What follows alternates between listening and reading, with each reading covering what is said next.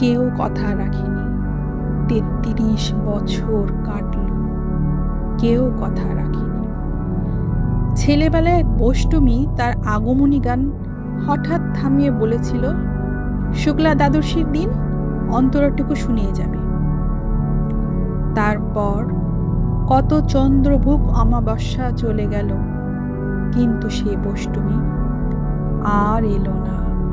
২৫ বছর প্রতীক্ষায় আছি।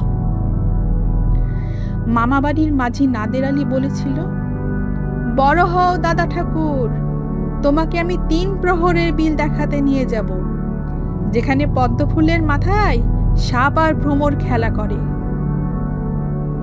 নাদের আলী, আমি আর কত বড় হব?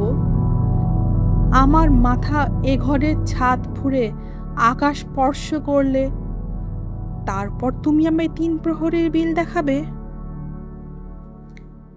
একটাও রয়্যাল গুলি কিনতে পারিনি কখনো। লাঠি লজেন্স দেখিয়ে দেখিয়ে চুষেছে লস্কর বাড়ির ছেলেরা। ভিখারির মতন চৌধুরীদের গেটে দাঁড়িয়ে দেখেছি ভেতরে রাস উৎসব। অবিরল রঙের ধারার মধ্যে সুবর্ণ কঙ্কন পরা ফর্সা রমণীরা কত রকম আমোদে হেসেছে। আমার দিকে তারা ফিরেও চায়নি। বাবা মার কাজ ছুঁয়ে বলেছিলেন, দেখিস একদিন আমরাও। বাবা এখন অন্ধ, আমাদের দেখা হয়নি কিছুই। সেই রয়্যালগুলি, সেই লাঠি লজেন্স, সেই রাস উৎসব আমায় কেউ ফিরিয়ে দেবে না। বুকের মধ্যে সুগন্ধির রুমাল রেখে বরুণা বলেছিল, যেদিন আমায় সত্যিকারের ভালোবাসবে সেদিন আমার বুকেও এরকম আতরের গন্ধ হবে।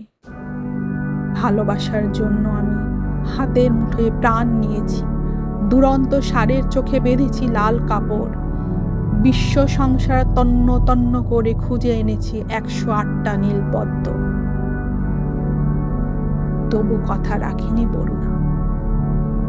এখন তার বুকে শুধুই মাংসের গন্ধ।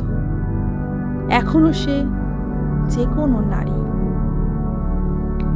কেউ কথা রাখেনি, ৩৩ বছর কাটল, কেউ কথা রাখে না।